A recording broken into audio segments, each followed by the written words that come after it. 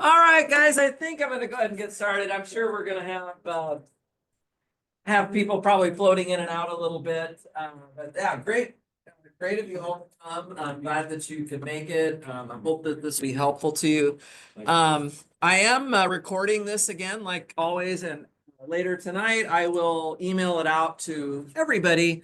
If you have to leave early or if you want to watch something a second time just because you're not sure you quite followed it, you'll have a chance to do that. And also, when we're done with this review, which is going to go for a couple of hours, that's about how long I'm going to go here. I am just going straight down to my office to continue to help people with whatever questions they have. I'm going to stay till midnight tonight to try to get you ready. I won't have a lot of time for any hours in the morning because our final, for those of you taking it, for those of you in my morning class, our final is at 9 o'clock tomorrow morning. So there won't be a huge amount of time for me in the morning to have office hours. So try to get yourself in a position to have your questions answered either in this review session or at least by the office hours after class. And we can kind of go from there. I think is there still any pizza left down there? There's still some pizza there outside my office. We've been talking about that thanks to Marco here, and microwave, fridge, whatever you need. They might try to lock the building, but they're not going to lock that room. I'm going to keep that place open as long as I can for as much help as I can get. Right. So last night I did a review as well, or yesterday afternoon, I guess it was, and sent out. I hope you all got my link to the review that I did yesterday. I was doing problems that are off of this final exam review session sheet, and I was being kind of especially attentive to some of the older material because that was not reviewed recently for the exam we took last week.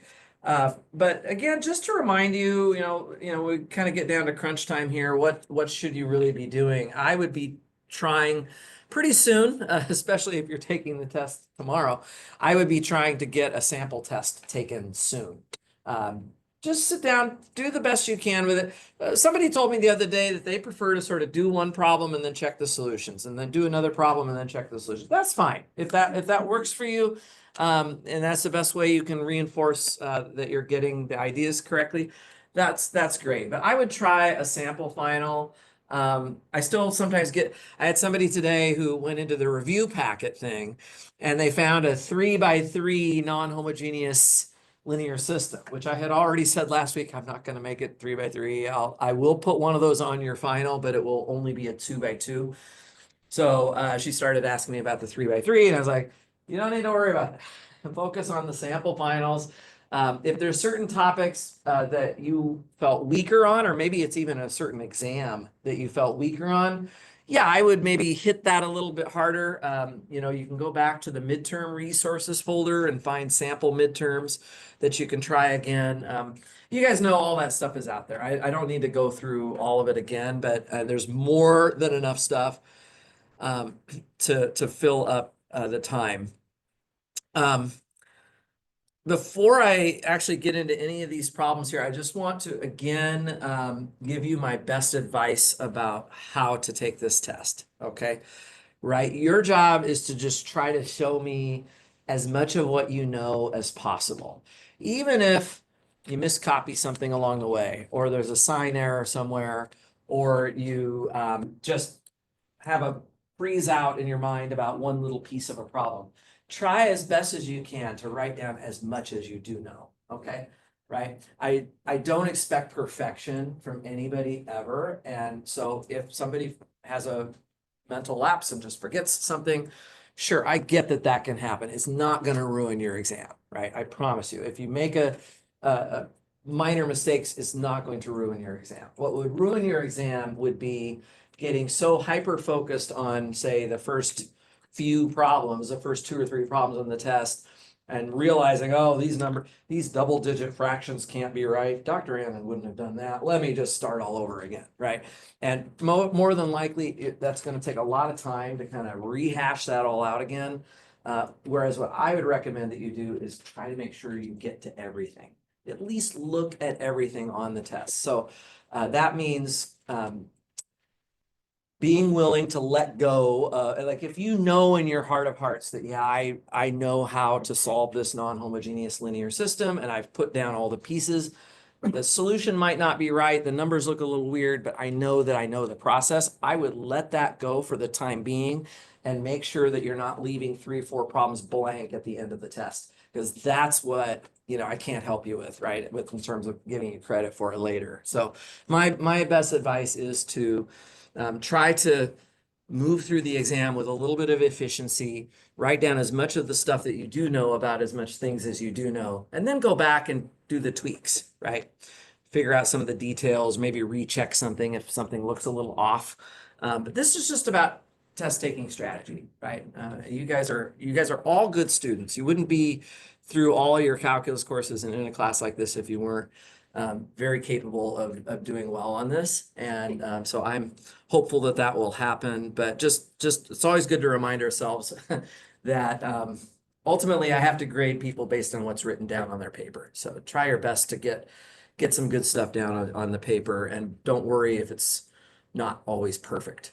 Okay, if I can see that you know what you were supposed to be doing, you have the right tool, you know what the techniques are, what the steps are, right? I can give you tons of partial credit, even if everything's actually wrong, right? So that's something to keep in mind. Okay, anyway, so I had done some of these review session problems last night. I would like to do a few more of them and maybe even pick some problems from some other places as well. Just to kind of make sure that we're covering a lot of the good stuff that we have. Okay, so let me jump in. This is just going to be about practice problems. I am really not in a hurry though. If you have questions as I'm doing some of these, just shout out, just stop me. We can slow down and talk about them in a bit more detail. So this is review number 2, and I'm just going to do some problems, not necessarily in order, off of this final exam review session sheet. Okay, so let me just start with I think I'll start with problem number 1 this time tonight, which is to do the following thing. We're going to solve x prime equals negative x plus 2y plus 54t e to the 3t. And there's another equation here, which is going to be y prime equals negative 2x plus 4y plus 9 e to the 3t. Okay, so we'll take this problem. Does this look like differential equations, or does it look like linear algebra?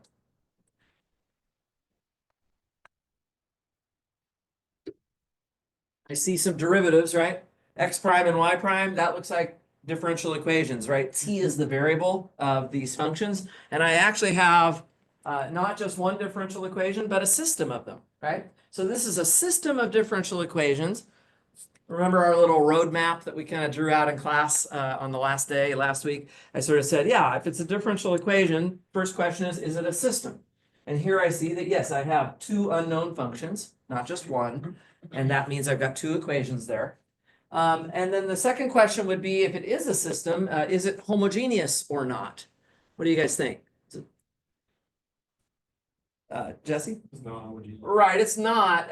And the reason is because of the parts that involve just the t alone. 54t e to the 3t, as well as 9 e to the 3t.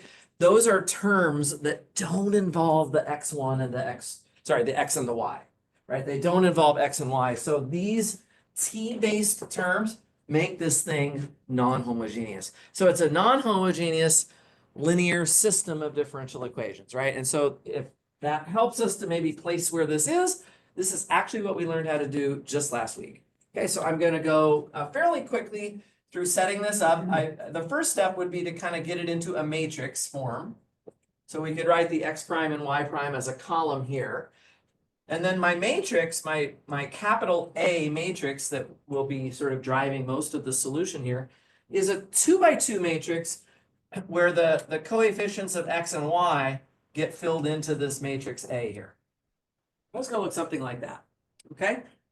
So we have capital A, and then that will be times x and y, which I'm drawing here as a column.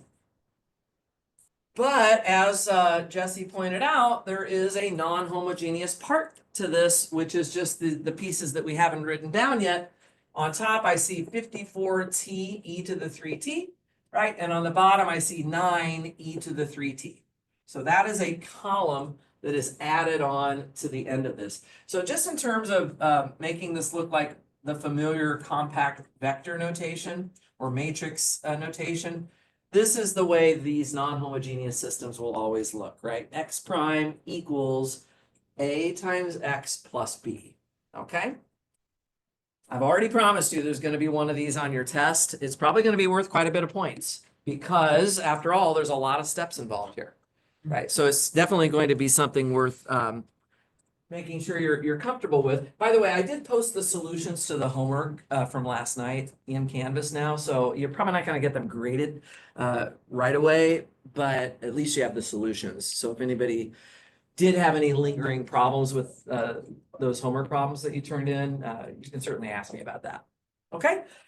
Anyhow, the first step here is to solve the corresponding homogeneous system, right? So we start off by just ignoring the B vector. So this is what we're looking at, guys. X prime equals AX. This is all the chapter 9 stuff. We forget about the B for the time being. Just going to ignore it. And I'm going to focus on just solving this one. And what's the first thing we need to do to solve this one? Say it again. Very good. Yeah, we have to find the eigenvalues. Perfect. So let's do that. That means we take the determinant of the matrix that we get when we subtract lambda off of the main diagonal of our matrix. So I'm just going to write it out carefully here. So -1 minus lambda and 2 on the first row. And then the second row is -2 and 4 minus lambda. And this is only a 2 by 2, so I'm not too afraid to just kind of use my formula for the determinant of a 2 by 2 matrix. So AD minus BC.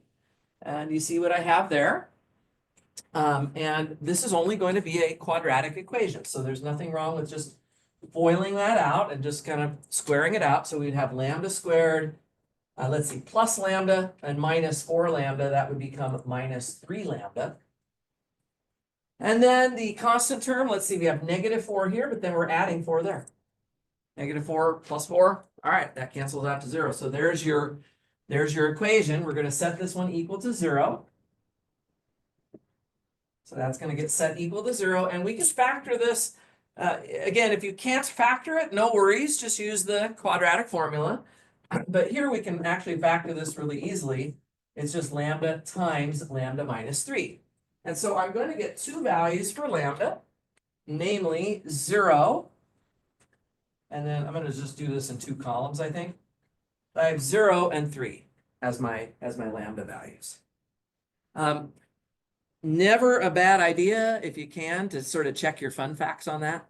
If I add up those 2 lambdas, if I add my eigenvalues together, I should get the trace of this original matrix. So I go back over here, if I add the main diagonal, right, that's called the trace of the matrix, -1 plus 4, yep, that's 3. And if I add my lambdas here, it is 3. That checks out. Also, the determinant of the matrix should be the same as the product of the eigenvalues. Well, if I multiply these eigenvalues together, I get 0. Well, let's just check over here. This matrix has a determinant of -4 plus 4. That's 0. Okay. By the way, that means that this matrix is not invertible. That doesn't particularly have anything to do with anything. It's not invertible. Don't confuse that with being defective. This is actually a non-defective matrix, which is good because I don't have any repeat lambdas. If I don't see any repeat lambdas, then I already know that it's not defective, right? Even before I start solving anything. It would only be if the eigenvalue is repeated that you would have to check if that eigenvalue pulled its weight or not to decide if it was defective or not. Actually, one of the 2 homework problems last night was actually defective.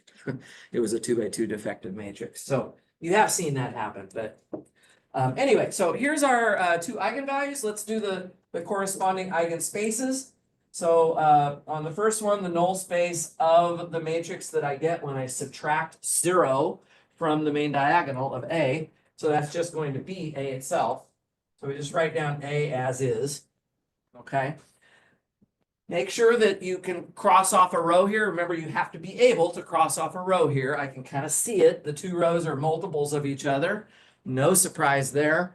And I'm going to use my little AB trick on the one row that I still have. So I have a row of -1 and 2.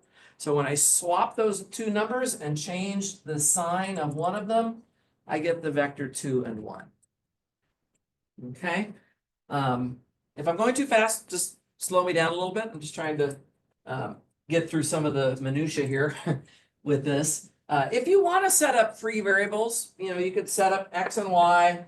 Y would be free, and then right, because you have a pivot on the X variable here. So the Y slot, which is the second column, would be free. And then you could solve for X in terms of that free variable and bust it out. You're going to end up at about the same place as you are right here. Okay.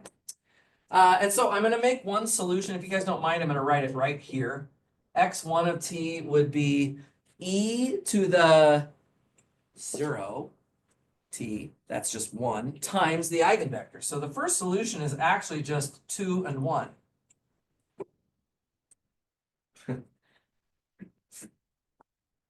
If you happen to drop your feather into the ocean at the point 2, 1 at time 0, the feather is actually just going to sit there.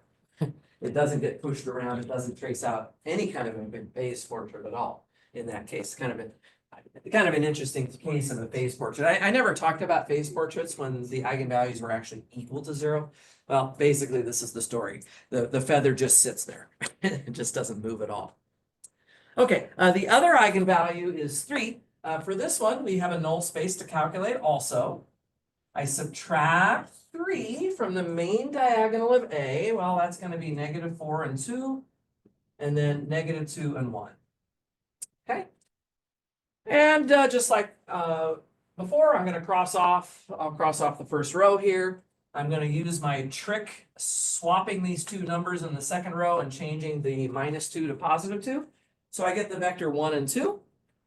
And so I can make my second solution x2 of t, which is going to be e to the 3t times the vector 1 and 2. Okay, so there is my second solution as such. Okay, and once we've got our two solutions, we can go straight into our complementary function. X of c of t, this is going to be c1 times the first solution, which was just the vector 2 and 1. 2 and 1. All right, and then plus C2 times the second solution, which is e to the 3t times 1 and 2. Okay. So there's the first step pretty much done at this point. Put a box there so we can find it later. And we're ready to go to the second part. Is everybody okay so far? Not too bad. All right, perfect. Let's go to step 2. On step 2 is where we're going to find the particular solution. In order to do that, well, I'll just remind you here that the form of this particular solution, we've just learned this the other day, right? It's going to be capital X times the vector u. So I'll go ahead and remind you about that. That's one of the formulas that is good to know for this section. We take the fundamental matrix times u here. And just to remind ourselves, the fundamental matrix, guys, this was just, we get this by writing the columns of the matrix as x1 and x2. So the fundamental matrix here, the first column is 2 and 1, right? And then the second column is this vector here. Notice that the e to the 3t should really be shoved inside the vector there, right? So we're going to get an e to the 3t on the top slot and 2e to the 3t on the bottom slot. So that's your fundamental matrix. Okay, Jesse? Does the order matter on like which column is which? Right, that might have come up in the homework, even people checking answers in the back of the book with slight differences. No, you can get the correct answer if you put these in the opposite order as well. Maybe you started with this eigenvalue and then did this one. But you will notice that each step of the process in step 2 will have some differences in it. But at the end of the day, when we get to the final x of p of t, we should have the same answer. So you might have a different x than I do, but if you do, you're also going to have a different u than I do. And those two differences will somehow cancel out and we'll get the right answer either way. Okay, so there is your fundamental matrix. Before I even do anything else, I like to write down the inverse of that matrix because this actually does come up, if you remember, in the process. So step 2, we write down the fundamental matrix and then its inverse. And the inverse is just a nice formula from a 2 by 2. So let me just remind you here, I wrote this down on Thursday, but just to really be sure that everybody can just jot this down without even having to break a sweat. Right, the inverse of AB and CD is 1 over AD minus BC. And then A and D get swapped and B and C pick up sign changes. So that's how that inverse matrix works. And I'm going to use that on this capital X right here. So let's see, AD is 4 e to the 3t. And BC is just e to the 3t.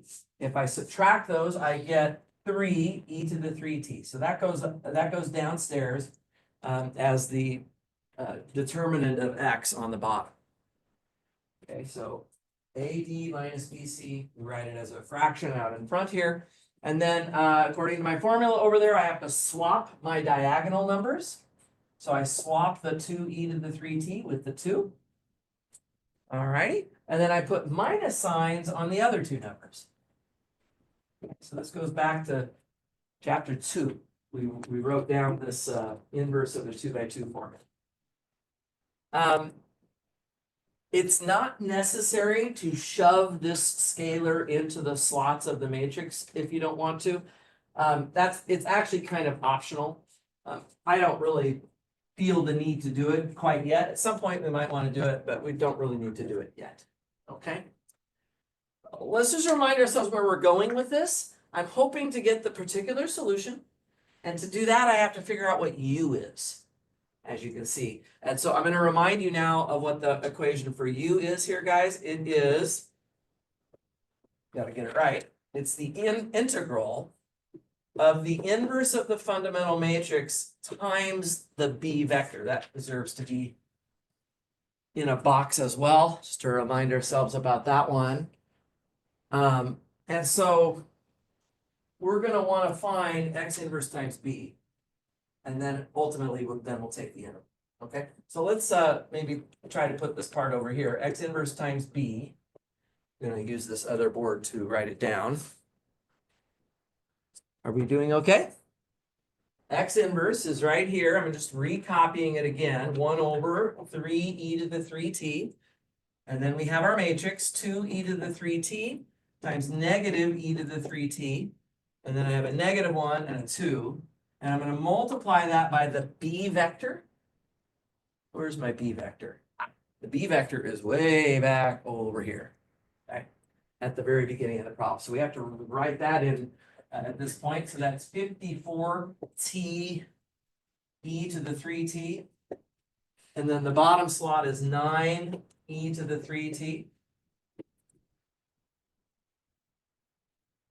Yeah, and I have to maybe clean this up a little bit. And I'm going to go ahead and multiply this out. So the coefficient, I don't mind. I'm just going to leave that out in front for a moment. But let's do this matrix multiplication. I'm going to go across the rows of the 2 by 2 matrix X inverse and down this B vector as a column vector. And I'm just going to, do these dot products. Okay.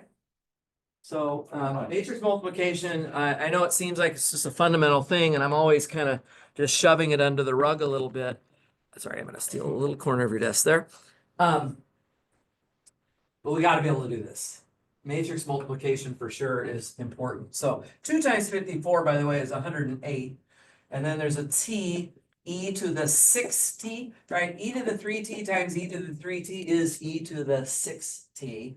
And then we have a minus on this second part of it, which would be minus 9 e to the 6t.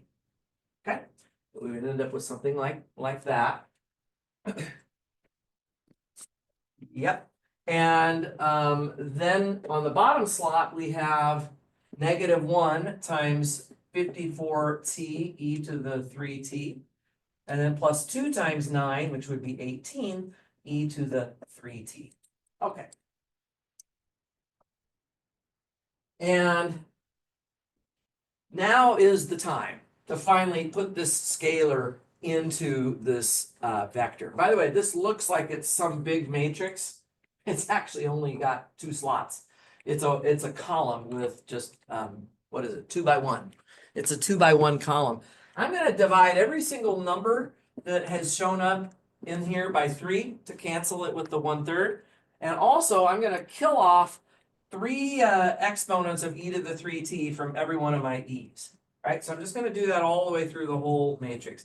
108 divided by 3, 36, thank you. And that will be t e to the 3t. And then minus 9 over 3 is 3 e to the 3t. And so that's on the top slot. And then for the bottom slot, I have to take 54, divide it by 3, it should be 18 with a minus sign. And then there's a t e to the, actually there's no e on that, because e to the 3t on the bottom cancels with e to the 3t on the top, right? And then we have plus 18 over 3, which is just going to end up being 6, and the e's cancel. So you're just going to have that one. Not too bad, not too bad, not too bad. Everybody okay?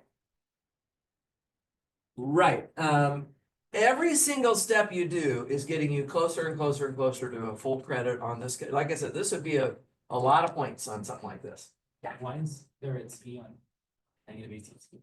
On this one? Yeah. There's this T's right here. Oh, Yeah, which came from, it really came from right here, which was given in the B vector. Yeah. Well, what's the next thing I need to do? Exactly, I have to do the integral now of that thing. So for the U vector, I have to integrate x inverse times B, which means I'm going to integrate this thing. So let's just write it down as a vector here, first of all. 36t e to the 3t minus 3e to the 3t. And on the bottom slot, negative 18t plus 6. This is going to be dt. This is the integral we need to do. And once we do this integral, we will have our u. We'll have our u. So we're getting close, right? Let's try to do this integral slot by slot. I always like to do the easy things first. The bottom slot looks easier. If I integrate negative 18t plus 6, just by the power rule backwards, right? That's just going to end up being 9t squared plus 6t. So if I integrate the lower slot of my vector, I just get this. Again, you don't need to add a plus c here. We're only looking for one particular solution right now for our system. So no plus c is really needed. Okay. How about the top slot? Well, the second part of it is pretty easy. When I integrate 3e to the 3t, I just get e to the 3t. You can always check yourself, guys. You can always take the derivative of everything I have here, and I should be getting back to everything I have here. So if you don't like integrals, you can always confirm at least that you're getting close to the right answer by taking the derivatives of what you're proposing. Now, I kind of messed up. This part right here, to integrate 36t e to the 3t actually has to be done using integration by parts. You probably have seen something like this in calculus, t e to the at. It's always done using integration by parts. So you would have to do something like let u equal 36t and let dv equal e to the 3t. And then when you do an antiderivative for this to get what v is, it would be 1/3 of e to the 3t, and the du would just be 36 dt, right? And the way that this, so you always put the t part with u and the dv part is with the exponential. And the integration by parts is just, right, the integral of u times v is just I'm sorry, the integral of u dv, which is what I have here, the product of the two things that is being circled, that's what I'm integrating. It's just u times v. Well, what is u times v? 36 times 1/3, which is 12 t e to the 3t, minus the integral of v du. The v du is going this way. And so this means I now have to integrate the product of these two things. The integral of 12 e to the 3t is actually 4 e to the 3t. So that's going to be minus 4 e to the 3t, like so. Guys, I'm not going to put integration by parts on this test. I'm just going to give that away to you. Don't sweat this little piece so much. Not so worried about that. This can be combined. It's going to be minus 5 e to the 3t. I just have to get some kind of an answer here. It was my mistake. I didn't choose a very good b vector. It's kind of making this a little bit messy.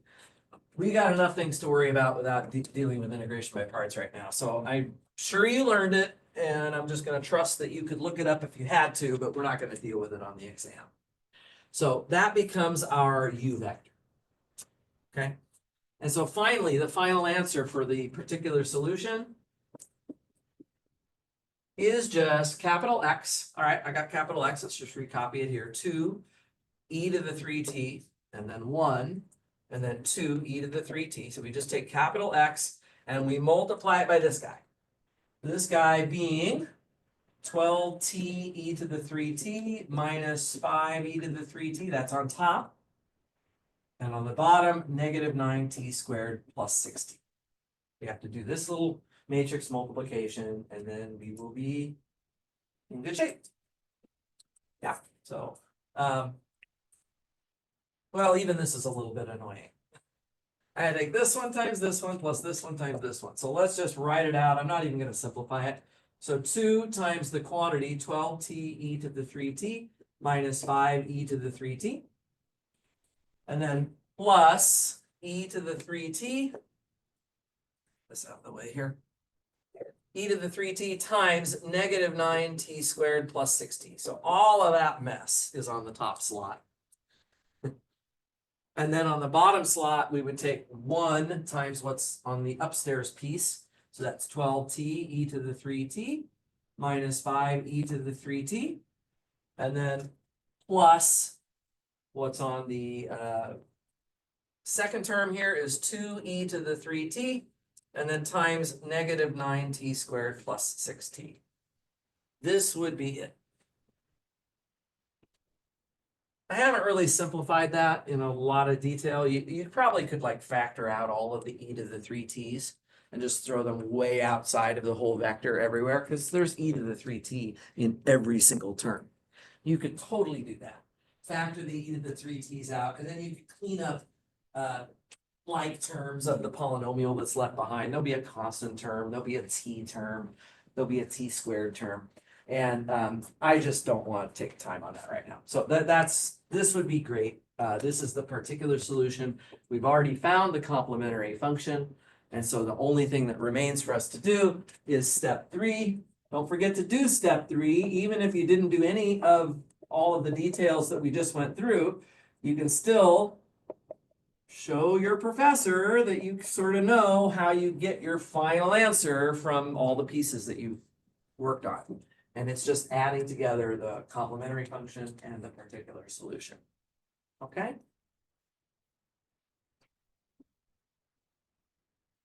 And that might be worth a couple of points, even if this is wrong and this is wrong, but if you've got this written down here, I can give you credit for knowing that piece of this process, that step of the process. Yes, question? Yeah, you said there's gonna be no integration by parts for like this particular. I don't think I'm gonna do it anywhere. Is there gonna be like a case effective kind of like? Well, a defective system is possible. Yeah, that would be possible. I mean, we only had, so on the exam last week, I think we did a mixed eigenvalue defective case, but we haven't had a test question about super defective yet or regular defective. I mean, there's a decent chance I could do that, or I could do it in the context of one of these problems. Yeah. You should expect a defective matrix somewhere. we spent enough time talking about that I think it would be worthy of being on the test. Integration by parts, not so much. It's not that I don't think integration by parts is important. It's probably the second most used technique of integration after U substitutions. But it's not what 250B is about, and we haven't done enough of it. It's not fresh in our minds. It's not what I really want to test you on. So I'm just gonna write questions that, this was a bad idea to put this T right here. That's really what messed it up. Yeah, go ahead, Dave. There's only way to really get like a super. In this section, yes, because these are only 2x2s. You Right. actually, in this section, you wouldn't need to distinguish which case of defective it is. It would just be that it's just defective. Yeah, it would be just like that second problem on last night's homework. Yeah. Questions here? What do you guys think? Yeah, Tony. At the end, you must write like the x d equals the x d plus x b. If you don't write this down, then you're missing step 3, right? So you definitely want to get step 3. Yeah, talk your answer. Yeah, I would try to make this easy for me, guys. I'm gonna be in Hawaii grading these. You know, I don't want to be in a bad mood. So make sure I can find like your boxed equations, everything's easy to find, then I'll put me in a good mood and I can get out my surfboard sooner and put away the papers and have everybody happy sooner, hopefully. Hopefully. Okay, anyway, I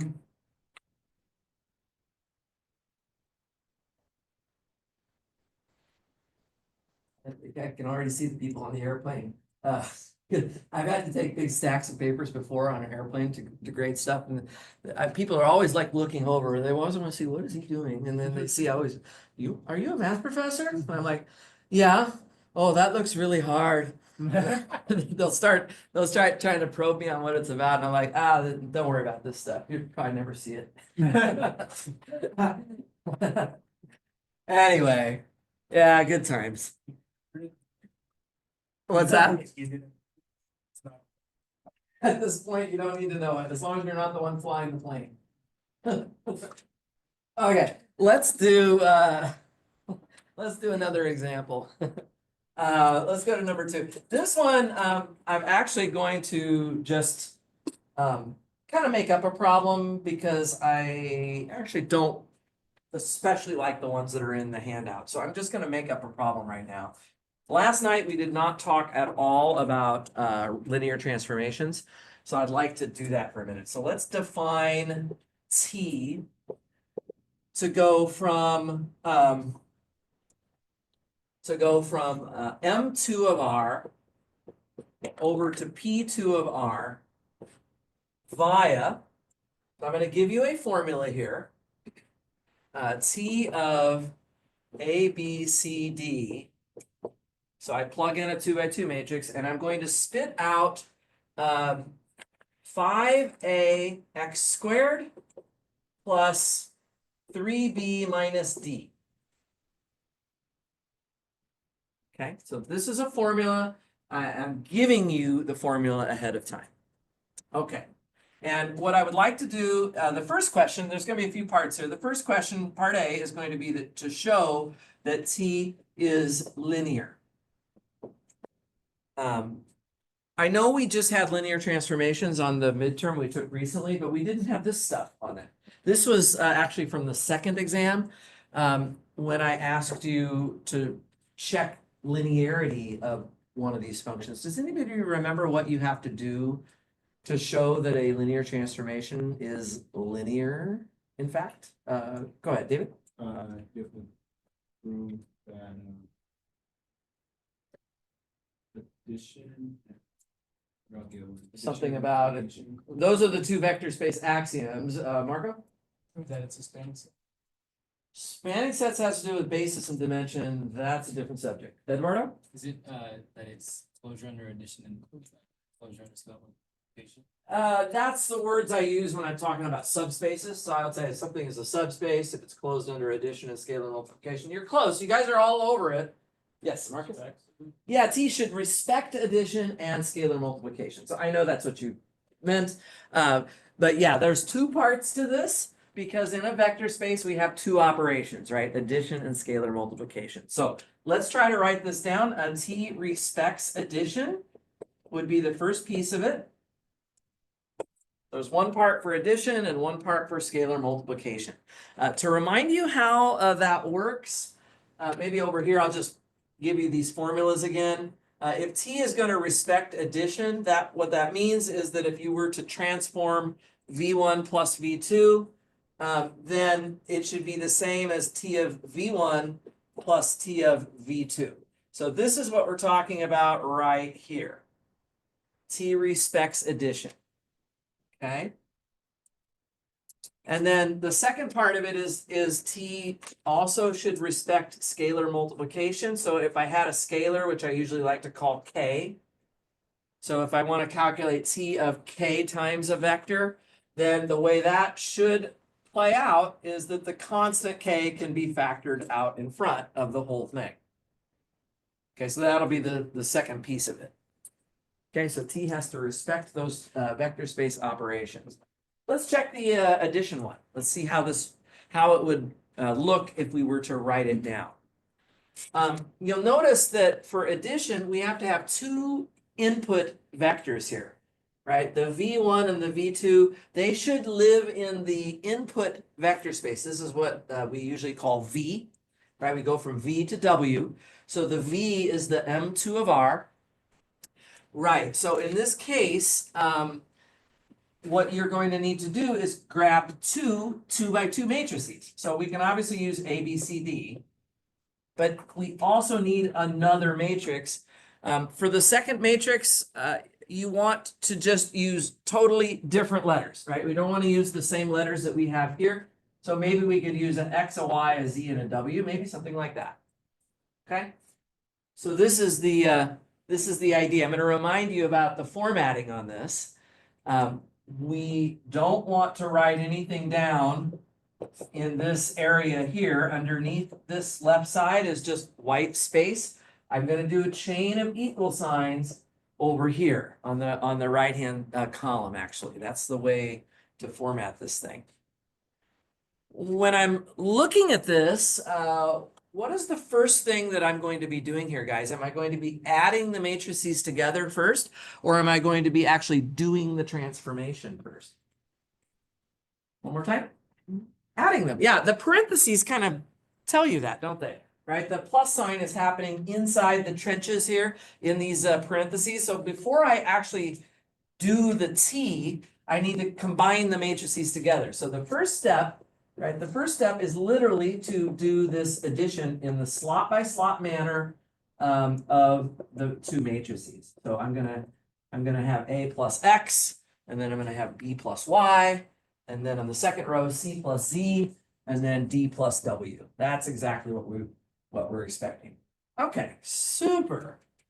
So let's go ahead and now I have a single matrix, and I'm just going to come over here, guys, because I just need more room. But I have a single matrix that I'm going to transform.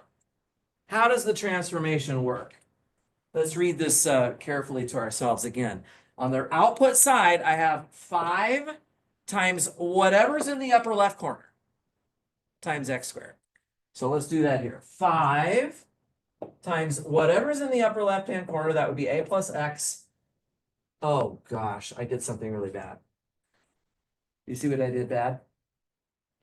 I shouldn't have used X for one of my choices of letters, because after all, the X is part of the polynomial notation, and I don't want to get that confused. Do you guys mind if we change this X to T? No, not T. R. I'm just going to change it to R. So I'm going to fix that here too. I'm going to change this to A plus R. I just realized that is one thing about polynomials, is you kind of want to stay away from using X as a variable. Okay, so 5 times whatever's in the upper left corner, which right now is A plus R, that's times X squared. And then plus, what's the rest of it say? 3B minus D. So what does that really mean? That means 3 times whatever's in the upper right corner minus whatever's in the lower right corner. So I'm going to take 3 times whatever's in the upper right corner, which in this case is b plus y, minus whatever's in the lower right corner, which is the d plus w. Okay. Super. Does anybody have a suggestion of where I would go from there? Or what I'm gonna be trying to do with this? It's kind of an alphabet soup here. Marcus? Group the variables from like the first matrix together. Mm-hmm. So A, B, C, and D? Yeah. so it has the same form, 5ax squared plus 3 minus d. And Uh-huh. the same thing for the next matrix. Exactly. We want to kind of just reorganize these terms.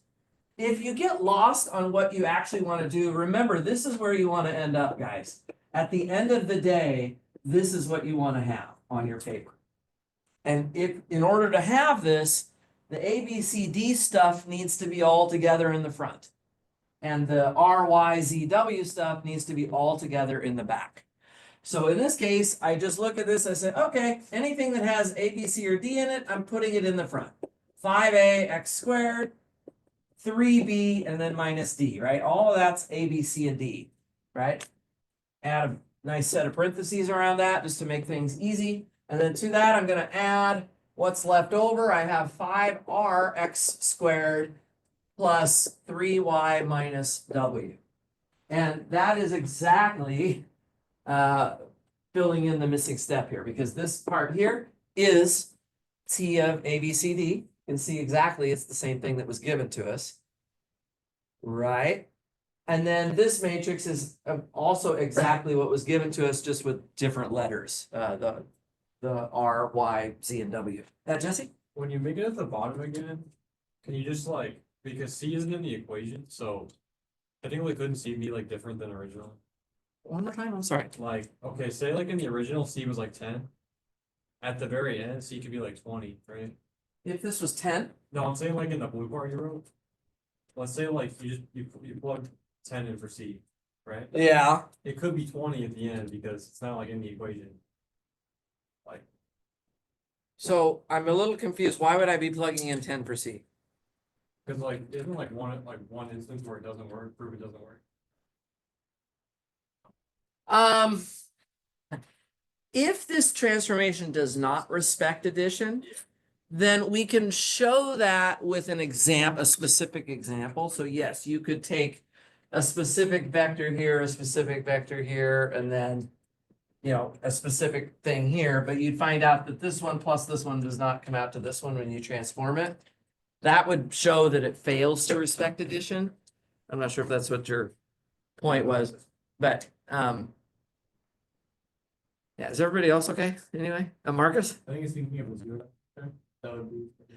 Well, we certainly would have the zero vector check, and in fact, I probably should have done that. If the zero vector check fails, then it's not going to be linear. So if you plug in the zero vector here, which would be all zeros for all variables, then you can clearly see that you're going to get 0x squared plus 0, which is the zero vector. So, but you're right, if this had failed, then we would have stopped already and said that this is not linear. But even if this passes, this could still fail down here. And we've had some examples of that too. Anyway, if I'm not answering your question very well, just shoot me, or just flag me down a little bit later on. Okay, so T respects addition. Are there any other questions on that part of it? I did not do one of those last night, and we actually have not done that since October. So it's been a while. So good. All right. The second part of this is to show that T respects scalar multiplication. So T respects scalar multiplication. Just gonna try to show how this might look. For this one, we're going to start with T of some scalar. I'm going to use K times A, B, C, D. So we throw our K scalar in there. And a common temptation here that I see a lot is when I see people just straight off the top pulling the K out. Right? Of course, that's what you want. But we have to derive that. We have to actually do the math that shows that the K can come out. So what's the first thing I'm gonna wanna do here? Put the K inside. Yeah, it's a little bit counterintuitive. We ultimately want to get the K on the outside, but the first step is actually to put it inside, right? To scale, multiply it into the slots of the matrix. Now I have, excuse me, now I have a single matrix. And I have my formula right here. And I'm just going to apply it to that input. So everywhere I see an A over there in the black equation, I'm now going to write KA.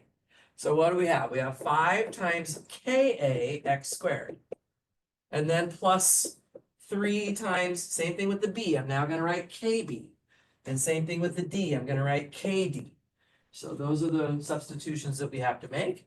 And again, I am working with white space on the left side underneath here. I'm trying not to write anything down here. I want to just keep going in a line on the right side. Be sure to put equal signs between your steps. I'm kind of a stickler on that. But what would you recommend that I do with what I have right here in the latest step we have so far? Eduardo? Yeah, now we can finally, we put the K on the inside first so that now we can factor it out. So the K comes out and I'm left with 5a x squared plus the quantity 3b minus d. Absolutely a good step to do. And then now I've got the K right where I want it. It's out in front, and the rest of what we have in the parentheses is just T of A, B, C, D. Sweet. Okay, that looks good to me. Doesn't look good to everybody else. All right, perfect. Let's find bases for the kernel and the range. That would be a good follow-up at this point. So part B is what I'm going to call this one. Find bases for the kernel of T and the range of T. See what we can do with this. Find bases for the kernel of T and the range of T. All right. So one more row.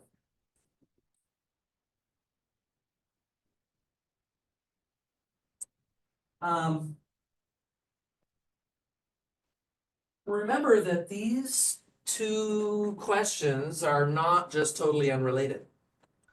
As you'll remember, we have our beautiful general rank nullity theorem. I know you guys like this one. We write it down a lot. But just to remind you here, if we take the dimension of the kernel, which would be how many basis vectors are in the kernel, right? And we add that to the dimension of the range of T. Can somebody remind me, what is this supposed to be equal to?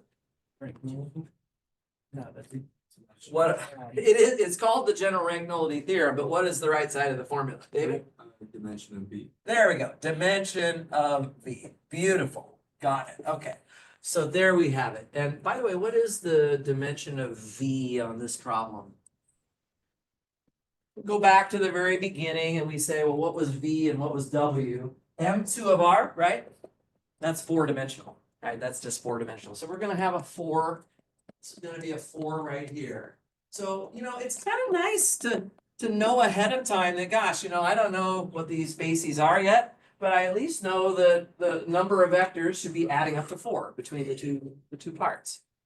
Okay, I think that's helpful. It's helpful to know that kind of up front. And that will also help us, by the way, when I ask you the parts, the third, by the way, what's the third part of the question going to be? 1-to-1 onto neither or both.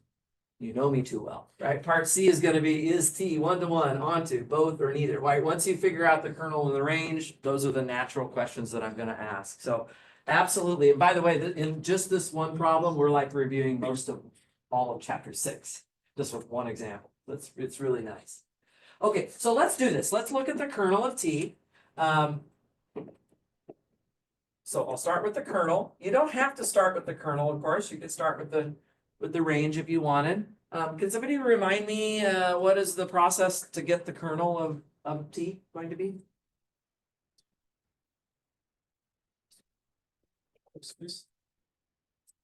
if we have a matrix, so I don't know if y'all heard what Marco said.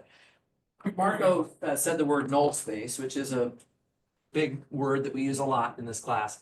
If this was a matrix transformation, meaning that it was a transformation from Rn to Rm that was facilitated by an M by N matrix, we've seen a lot of those. If it was that kind of transformation, then the kernel is literally just the null space of that matrix. But when you say the word null space, you have to remember that that means that there's a matrix around somewhere. And I don't really have a matrix around. I see that I'm inputting a matrix into T, but that's an object from the vector space V. It's not really the matrix doing the transformation for you. It's being viewed as a something to plug into T. Right? So there really isn't a matrix here to take the null space up. Marcus? We wanna find what vectors yield the zero vector, so we plug in 5ax squared plus 3b minus d equals the zero vector. Yeah, you just set your transformation equal to whatever the zero vector is. Now, in this particular context of P2 of R, the zero vector would be, 0x squared plus 0x plus 0, right? That is the zero vector, right? Okay, and then as Marcus is kind of a step ahead of me here, he's already looking at the output of the transformation. So this is 5ax squared plus 3b minus d. And we are setting that equal to 0x squared. I'm going to leave off the x term because there is no x term on the function that we have. So we just are going to match these up, right? So the 5a is going to have to match with 0, and the 3b minus d is going to have to match with 0. So let's write that down. 5a is 0, and 3b minus d is also 0. And you can view this as a system of equations. I mean, you can also just fumble around and solve it, okay, which is the way you could have done it before you ever met me. But, we also, if you really wanted to, you could put this into a matrix. You could say, well, I have 5 times a plus nothing plus nothing plus nothing adds up to 0, right? That's the first equation of my 2. And then my second equation would be 3b's and minus 1d's adds up to 0 as well. So you could kind of put it into this full-blown matrix. You've got some pivots here that you could circle. And what you're seeing right away is that, so again, the columns are aligned to the unknowns. So we have A here, B here, C here, and D here. Does everybody see how we're reviewing chapter 2 right now? All right, this goes back to solving just systems of equations, something we learned a long time ago. And here we would have, I don't know, C equals T and D equals R. I don't want to use an R, do I? Actually, I can use R now. We had it earlier, but we can go ahead and use it here. So I could use T and R for that. And then if I want to solve for B, all right, so if I solve for B, that means I'm gonna move the D to the other side and divide by 3. So D over 3, which becomes R over 3. And then we can clearly see from the first equation that A is just 0. Okay? So I'm doing a little, this started out as a chapter 6 question. Now we're kind of looking at something that we would have learned how to do in chapter 2. So if I want to write down the solution here, guys, then we would have A, which is 0, B, which is R over 3, C, which is T, and D, which is R, and we put it together.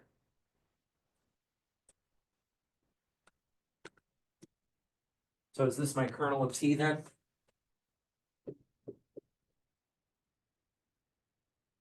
I know to get the basis, I'm going to have to bust out the variables, but before I do that, is that the kernel of T? Yes, question. Can you remove the 0 at that point, or? You can't just remove slots from a vector. That if you did that, you're like changing universes, right? So we gotta be careful about doing that. You guys think? This look okay? Jesse? Oh, you have to bust out the variable. Yeah, to get the basis, I have to bust out the variables. I'm claiming that I have the kernel of T, and then when I bust out the variables, I'll get the basis for it. That'll look okay?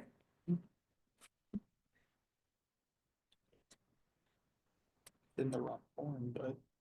Oh, there's somebody who's not gonna lose 2 points.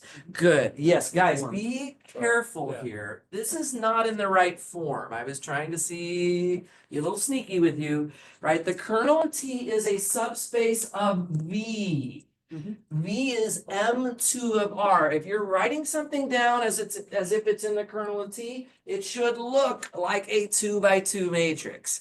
So I should have written this. Let's erase this before anybody gets any more of a bad idea about that. I'm going to rewrite it as a 2 by 2 matrix. So A is here, B is here, C is here, and D. Oh, sorry, C is T, and D is here. Right? That's how it needs to be written. Yeah. Okay, so it should look like a 2 by 2 matrix. And now I'm ready to bust out my variables and get my basis. So I'll go ahead and do that here. My basis for the kernel of T, right? I'm going to bust out the R. When I bust out the R, I will get 0, 1/3, and then 0, and then 1. And when I bust out the T, I'm going to get 0 and 0 and 1 and 0. Nice. There's my basis for my kernel. Okay. And I mean, I love this problem because now we're doing chapter 4. So we started off with chapter 6. We did a little bit of chapter 2 in the middle. Now we have chapter 4. It's all kind of mixing together a little bit, but that's my basis for my kernel of T. So by the way, this dimension here is a 2. Right, so we have a 2-dimensional kernel, and the next thing I'm going to work on is the range. Maybe I'll come back over to here and try to get the range figured out. Is everybody okay with the kernel? Okay, so for the range of T, we'll come over here. For the range of T, I'm going to come over here. And do you guys remember how to find the range of T? We know what its dimension is from the box equation up there, right? This number had better be a 2 to make that work out. We know the dimension, but do we know how to get the vectors to get the what the range of T is going to be?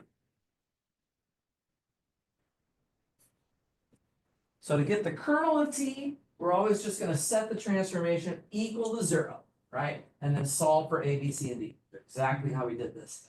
To get the range of T is a totally different thing. I'm going to remind you here, we did this pretty recently, so I'm hoping that this will jog your memory pretty quickly. We take the span of what? Of T of any basis for V. So I look at M2 of R and I think, well, what's my favorite basis for M2 of R? You can use any basis that you want. Usually, if we have a choice, we try to pick a nice basis that has easy numbers. 1, 0, 0, 0 would be good. 0, 1, 0, 0 would be good. And we go on like this. I need a little more room here. Right? And so the next one would be a T of 0, 0, 1, 0. The next one would be T of 0, 0, 0, 1.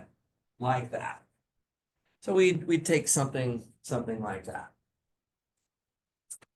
Okay, now see guys, we have 4 things listed here. But we already know that the dimension of this range is only going to be 2.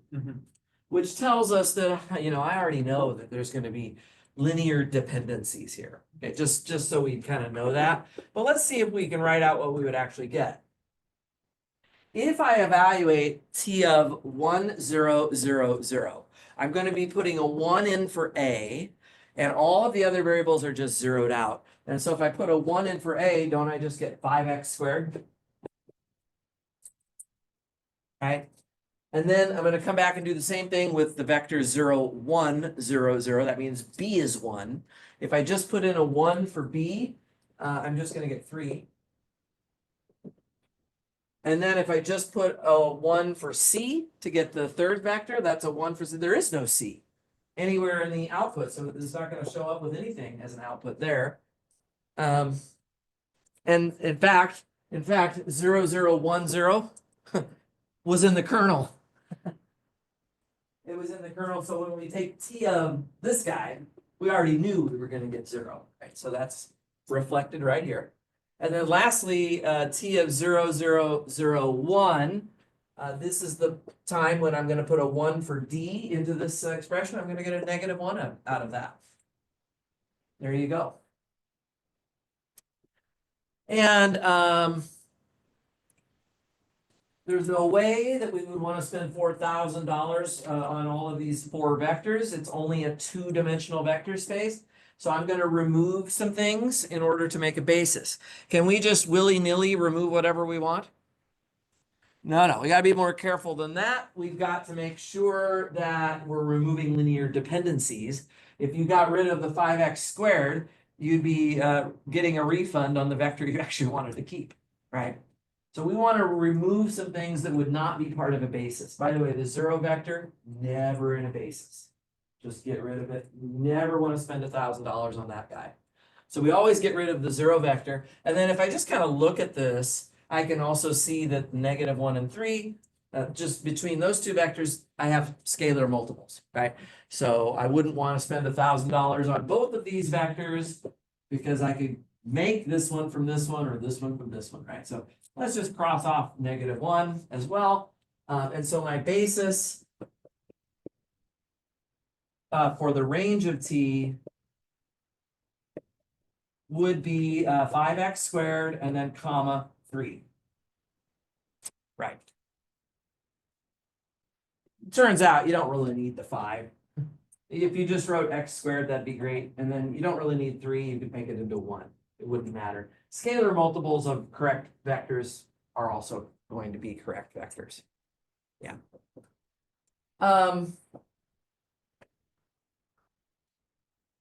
Is everybody okay with that? Is that a hand, Tony? Yeah. Please. Are you just crossing out the small numbers or the numbers that you don't really worry about? I'm crossing out 0 just because I know that 0 should never be in a basis. And I'm crossing off either of these 2 numbers because I see that they are scalar multiples of each other. Yeah. Eduardo? So when we know that, for example, the dimension of range needs to be 2, but we don't see any linear dependencies on the span, Yeah. do we put that to like a matrix again? You're asking me the question I was just about to ask everybody, which is, yeah, what if you don't see it just glancing at it? What if you have sort of 4 messy things here in this list? Then what you would need to do, you know that there's linear dependencies there, but you just can't see it right away, right? Then what you need to do is put these into a matrix and do EROs on it. And the way you would put these into a matrix is each one of these vectors would occupy a single column of the matrix. And how do the columns go? They are going to have 3 slots, which would be an x squared term, an x term, and a constant term. So 5x squared would go into the matrix as 5, 0, and 0. This would represent 5x squared plus nothing plus nothing. Okay, by the way, should never be putting x's or x squareds into the matrix, just numbers, only numbers here into this matrix. And then the second vector, which is 3, well, that would be a 0, and a 3, like that.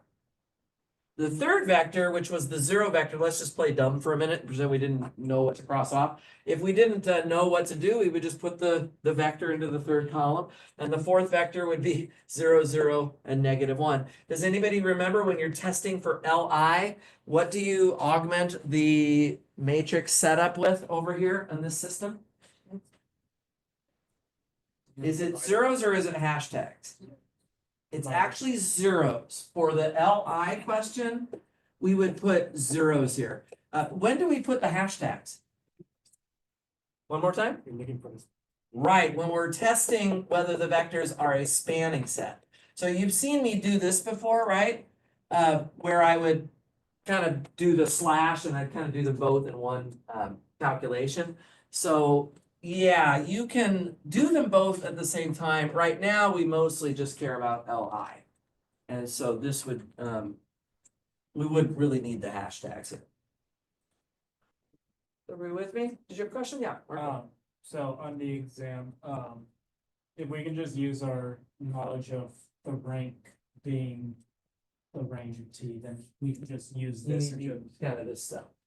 Yeah, so. Yeah. So that would be the pivots would be, so we could just go off this, when we form. Oh, so what Marco's recognizing is that this matrix basically turns out to be the same as this one. Yeah, you could, based off of this, you could see, oh, there's no pivots. Sorry, there are free variables. Remember that the free variable columns, right, those are the bad vectors. Those are the vectors you have to throw away. So if I circle my pivots here, right, then it's these two columns that are making the vectors LD. I'm gonna get rid of those two columns, which basically means I'm going to get rid of these two vectors. If I go back to the original vectors, right? So yeah, so then that's how you end up getting your basis here. You wanna end up here with a matrix that has no pivots, no free variables. No free variables. So if there are free variables, throw those vectors away. If I asked you to give me a linear dependency, so if the vectors are LD, if they are LD, then we should be able to actually write an equation that shows us that linear dependency. This is not the best example for that, just because these numbers are so simple here. But the idea is that if you do get free variables, right? So if you have that, you know, I guess I'll call these A, B, C, and D again. If you do see that C and D are free, which they are, right? Then you can back substitute in terms of B and in terms of A using those free variables. And then I don't know if you remember how this works. What you do is you choose numbers to create a linear dependency, you choose numbers for those variables. And the only thing you want to do is just don't choose 0 for everything. So I could choose R to be 1 and C to be 0, just as an example. As long as they're not both 0, you're going to be okay. And if you do that, then you would have A being 0, B is 1/3, C is 0, and D is 1. And so what is your linear dependency? Your linear dependency is that 0 times the first vector plus 1/3 times the second vector plus 0 times the third vector plus 1 times the fourth vector should cancel out to 0. And it does. You can see. So what we have, what would my linear dependency be here? It would be that 1/3 of the second vector, right? Plus 1 times the fourth vector cancels out to 0. This is a really bad example. This is like just silly numbers that you're playing with here. Normally this would actually be a vector, and this would actually be a vector, and it would look a little more interesting. Okay. Is everybody with me? I might ask you to do this. Okay, so if you need to refresh your memory on that, by all means do that. So how do you write down a linear dependency? You lay your vectors out in the columns of the matrix. You do your EROs like always. You circle your pivots. You take the unpivoted columns, those are the ones corresponding to the free variables, which we already had kind of done earlier. And then you just choose numbers for those free variables and make an equation accordingly. That's kind of the idea there. Okay. Wow, so this problem gave us a lot of mileage. We did some chapter 6, we did some chapter 2, we did some chapter 4. Just a quick final question. This one at this point should go really quickly, which is just, I want to know, is T 1-to-1 onto both or neither? Because you've seen me ask you that 100 times as well. And we should try it one more time here. So is part C, is T 1-to-1 onto both or neither? And really, the only way you could get this wrong at this point would be if you just didn't know what the kernel was, or didn't know what 1-to-1 meant, or didn't know what onto meant. Can somebody remind me what 1-to-1 means? Anybody remember that one? T equals 0, the 0 vector. The kernel of T is equal to the 0 vector, exactly. Okay, so that's what 1-to-1 means. And can somebody remind me what onto means? Range of T is 2. range of W. The range of T is actually literally Equal equal to to W. W. Yeah, equal to W. So that would be the condition there. Remember that on a question like this, you can always cross off 2 of the 4 answers before you even take a breath. If you just remember the dimensions here. You go back to the original problem and say, oh, this is 4 and this is 3. If V is bigger than W, there were some people who still had this backwards on the midterm last week. If V is bigger than W, then T cannot be 1-to-1. And so therefore, it's of course not both. So if V is bigger than W, 1-to-1 is not possible. Onto is maybe. Yeah, David.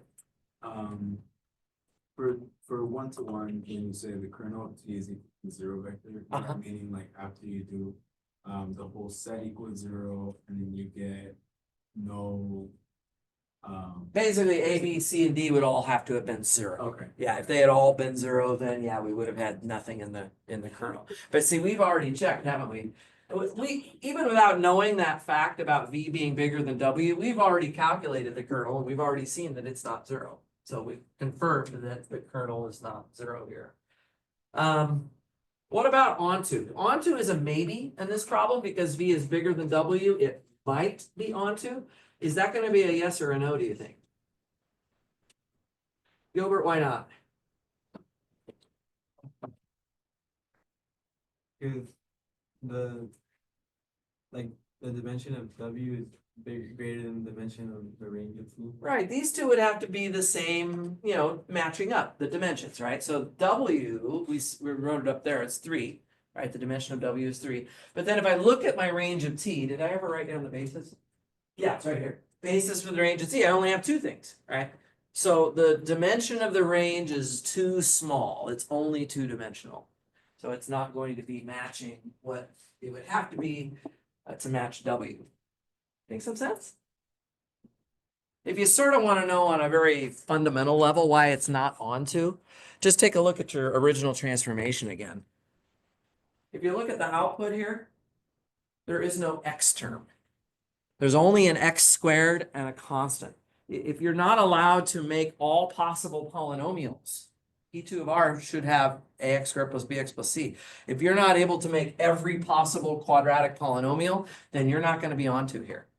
And these outputs are too restricted in their form. They have an x squared term that can be anything you want. They have a constant term that can be anything you want, but there is no x term. Doesn't matter what you plug in for A, B, C, or D, you will never be able to make an x term as an output. And so this somehow is not going to give you all of W when you do the transformation. So that's kind of on an intuition level why it's not onto. If you don't want to think so conceptually about it, you just have to look at these dimensions. Okay, what's the dimension of W? What's the dimension of the range? Do they match up? Yeah, Jesse? Can you also immediately tell it's not 1-to-1 because the C isn't in the output? So like, Yeah, exactly. Yeah, the fact that the C is not in the output, I already know that T of 0, 0, 1, 0 is going to be 0. so you can just see that immediately now. Yeah. This is not a hard question. This is what turns out it's needed. These questions are usually not that hard, and they're usually like at least part C. So you will have already done all this other work. And so you should be able to usually do this pretty quickly. And if you mess up on the kernel or on the range, right?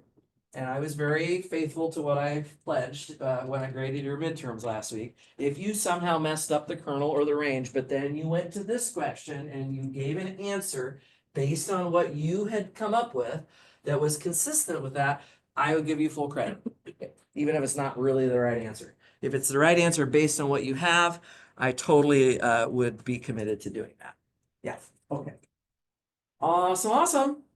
Let's move on. So that one problem really hit chapter 6 really good. That was really good. I want to do, sorry, just a second. I'm gonna find a problem. Again, not from the review sheet, because I did one last night from the review sheet. It's like this. I want to do a different one. So I'm gonna do another problem. Boy, it takes a long time to do these, doesn't it? But that's because there's so much to talk about and explore with these problems. Everything is so interconnected that you can just learn so much and review so much out of just one question. Let's do this problem here. This is gonna be number 3. Again, I'm just grabbing this one out of the book right now. And what it says is solve dy over dx plus 2e to the x divided by 1 plus e to the x times y equals 2 radical y e to the negative x. Okay, so we'll take a totally new problem.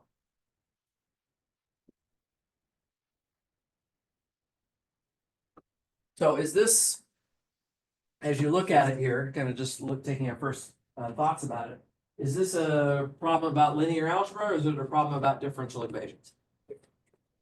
It's a differential equation, exactly. Is it a system of differential equations or is it just a single differential equation? Just a single differential equation. Okay, so in my roadmap that we went over last Thursday, the next thing that I would have asked you about is what's the order of this differential equation? The most derivatives that we see anywhere here would be just the first derivative, right? So this is a first order differential equation. Okay, that's what we learned how to solve way back in the beginning of the semester. So this takes us back to the hot summer days of August when we were working out these problems. And we learned several types of first order differential equations. So I just want to remind you kind of what they are. We had the separable ones. This is where you put all the x's on one side and all of the y's on the other side, and then you just integrate both sides.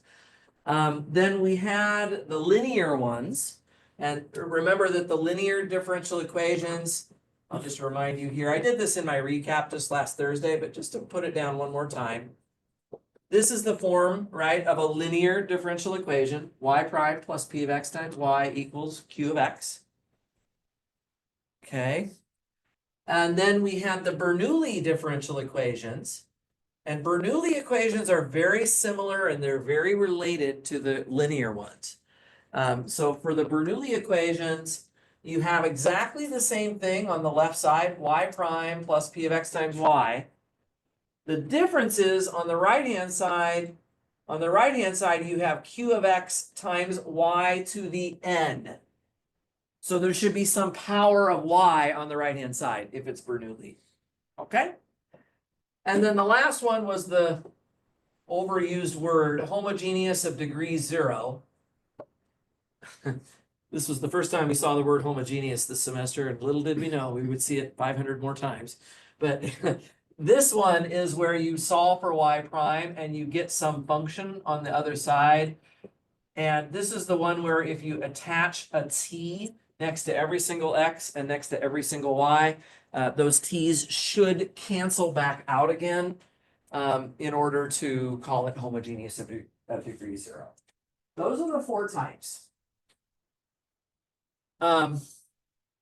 I really can't ask you any other type besides these 4 because we didn't learn any other type. If I wanted to sort of, you know, throw a Hail Mary out there, see what people could do with it, I could come up with some other equation that wasn't one of these, but then I'd have to tell you how to do it. I'd have to like give you probably a several part problem where I kind of break it down for you because we wouldn't have learned it ahead of time.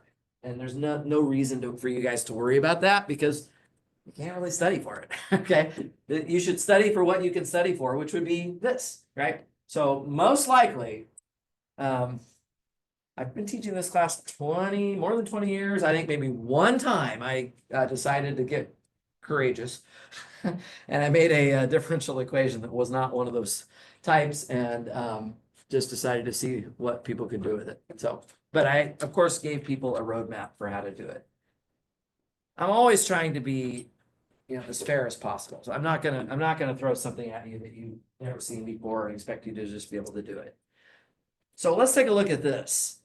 Does this look like any of the types that we've mentioned over here in our little summary. Yes, Would it be linear? would it be linear? What do you guys think? Yeah. I'm seeing difference of opinion. Tony? Bernoulli. Bernoulli. Okay, well, what's the difference between linear and Bernoulli? The big difference is on the right-hand side. On a Bernoulli equation, we would have a power of y on the right-hand side. Do I have that here? I absolutely do. I have a radical y here. So this is Bernoulli. Guys, every single thing you write down is worth partial credit. So again, if all you do, if I'm like 3 seconds away from snatching your paper out of your hand at the end of the exam, write the word Bernoulli down really quick. I'll give you a couple points for it. Okay, so Bernoulli.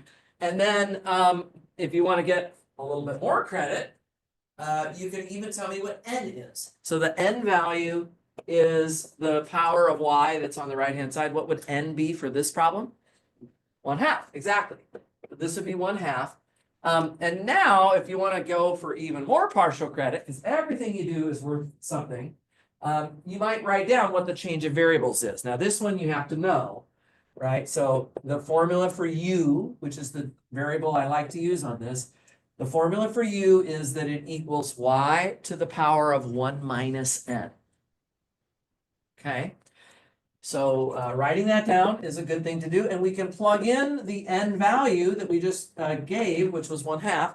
So we get u equals y to the 1 minus 1/2. Well, that's just y to the 1/2, or if you prefer, you can just write it as the square root of y. So u is equal to the square root of y. So far, so good? Nice. Now, the other really important equation to know, and I know there's a little bit you do have to know here. You just kind of have to know these equations.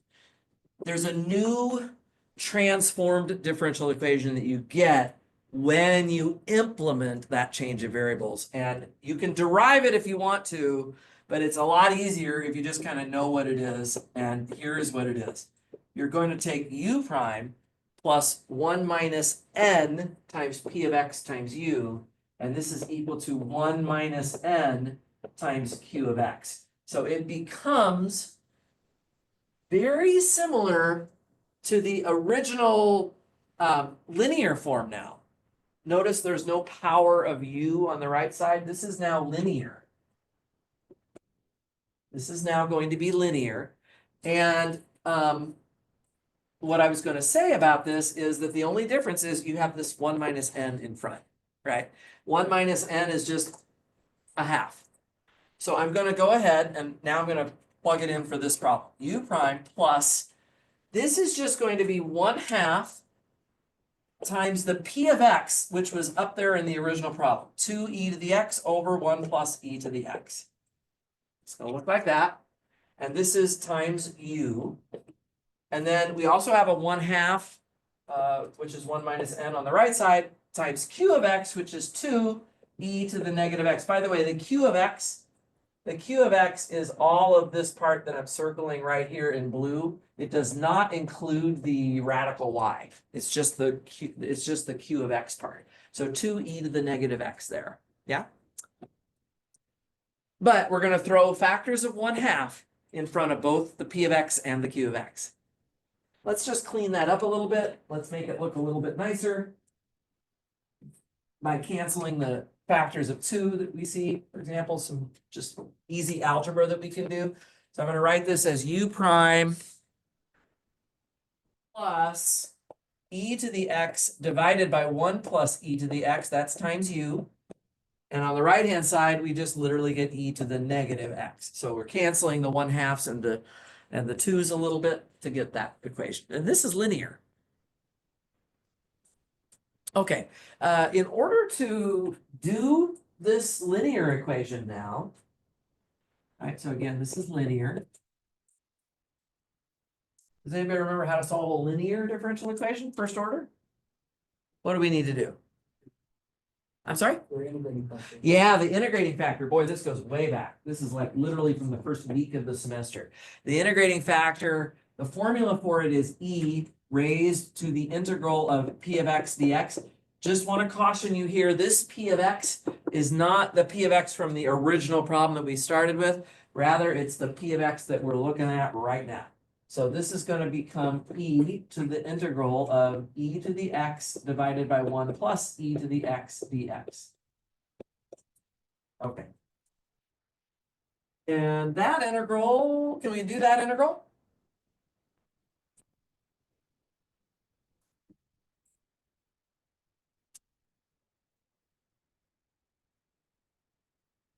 If you get to an integral that you're stuck on, you have to just do the best you can. Like if you don't really know what this is, you could leave this whole thing looking like this and proceed as best as possible to show me the rest of the steps, right? So that I can still give you credit for every little thing that you can do. But this one is not so difficult. This integral could be done with a u substitution. Be careful, it's not the same u. We're using the u for a lot of things here. Maybe I'll call it W substitution. And the way you do it is you set W to be the denominator of the fraction here. And then the derivative of that is literally, in this case, just the numerator. So this becomes E, right? This is just E to the integral of dW over W. If I just view it as a W substitution. And we all know how to do this one, right? The integral of 1 over W dW is the natural log of whatever W was, which in this case is 1 plus e to the x. Don't need a plus c on that, so just feel free to drop that part, but the e and the ln cancel out and just leave you with 1 plus e to the x. Right. Okay, so far, am I going too fast? Right with me? Okay. Good. All right, so then last thing to remember here, I know there's a fair bit to remember with this particular technique. We end up getting the derivative of the product of the integrating factor, which we just worked out, and the unknown function, which at this point in time is actually u. So the derivative of the product. So there's a product rule that goes on here. And then on the right-hand side, we would have e to the negative x, which was the original right-hand side. And that gets multiplied by this integrating factor as well. So on the right-hand side, we have to throw that in there. And this can be simplified if we just want to multiply it out. It's just e to the negative x with a plus 1 on it. So just expand that out, distribute the exponential there. And what do I have to do now? Angela? Yeah, we're ready to integrate both sides. Exactly. So we'll just do an integration. And the reason for that is because we see the derivative here. We want to get rid of the derivative. We can get rid of that derivative by integrating. So I'll integrate on both sides. I get 1 plus e to the x times u on the left side. And when we integrate on the right side, I guess I'll just write it down. The integral of e to the negative x plus 1. And that's going to be with respect to a dx here. This is easy to integrate, I think. The integral of e to the negative x should just be negative e to the negative x. And the integral of plus 1 is just plus x. And we should add a plus c. This time we should add that plus c because we're going for the general solution right now. Yeah. Okay. Just about done, guys. Just about got this one done. But what I'm trying to do here is solve for u. I see that u is being multiplied by 1 plus e to the x. So I'm going to divide that down to the denominator on the other side. So we can actually isolate u at this point. It's going to be a fraction. Okay. So on top, we're just going to have what was on the right-hand side, negative e to the negative x plus c. And we're going to divide to the denominator here, 1 plus e to the x. Yeah, question? In what cases did we go from like C to like C1, C2? If we're doing algebra, so if I wanted to algebraically simplify this, and let's say that the c ends up either with an absolute value bar, or we exponentiate it, or something like that, then technically that constant value would change to a different constant value, and we would want to try to be good about changing the constant. Here, we don't need to do that. By the way, is it okay? Is it okay, since we're doing plus c, to just kind of throw it here on the end like this? I see that a lot, so don't let it be you guys. It's definitely not what you want to do. You just leave it exactly the way it is. There's always this temptation I see that people want to just like simplify stuff way more than I'm ever expecting. I'm not expecting this to be simplified, so this is perfectly good. Is this the final answer, though? No, what's wrong with it? Yeah, the original problem was for y, right? The original problem is involving the unknown function y, but what we solved for there is u. So that's where this comes in, right? We haven't really used this yet. This, we wrote this down early on, which I think is a good move, so we have it already written down, but we need to solve for y now. And if we do that, we can see that y is actually equal to u squared. Right, so y is equal to u squared, so it would just be all of this whole quantity being squared now. Right, so I'll go ahead and write down the fraction again, negative e to the negative x plus c, and this is all going to be over 1 plus e to the x, just like that. This would be the, what we call the general solution to the differential equation.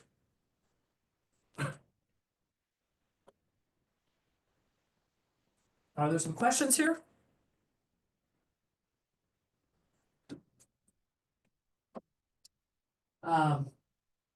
Yeah, so I mean, I haven't written the final yet, but if you look back at the sample finals, you're gonna see Bernoulli equations a lot. I like this topic because of several things. One is it forces you to use one of the biggest techniques that there is for differential equations, which is this idea of changing variables. It's a very powerful one. We only saw it in a couple of examples, a couple of situations, but this is actually quite widespread, that you can do changes of variables and turn differential equations that you don't know how to solve into ones that you do. So it's a very important technique. The other reason why I really like this type of problem is that it reviews linear differential equations as well as the Bernoulli ones. And everybody should walk out of 250B able to solve a linear first order differential equation. No question about it. So this is a nice problem that will always sort of lead to that. If I gave you an initial value, you would then be able to take the extra step of solving for C. So if I told you what y of 0 was, right? If I told you what y of 0 was, we could plug in 0 for x everywhere and set the result equal to whatever the y value was and solve for C. So that's, sometimes I'll do that just to see if people could do the particular solution from an initial condition, but it's just a small part of the process, kind of right at the very end. Okay. Very good. Any other questions on that example? Okay. I didn't have it in mind that I would do a homogeneous one of degree 0. Would be worth, if you're not remembering this thing here, it might not be a bad idea to practice one on your own.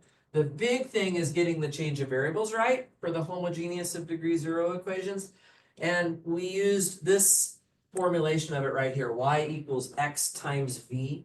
And then the derivative of that also comes into play, which would be x v prime plus v for the y prime. So both of those would be worth knowing. And then that homogeneous differential equation of degree 0 always becomes separable, right? So you always end up with a separable differential equation here if you use that change of variables. Okay. So what do we think? Okay so far? All right. Let me see.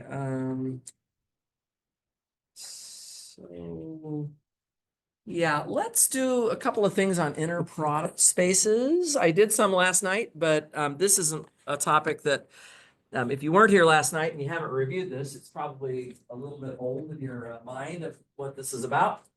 So let's do just a little bit on chapter 5 here, guys.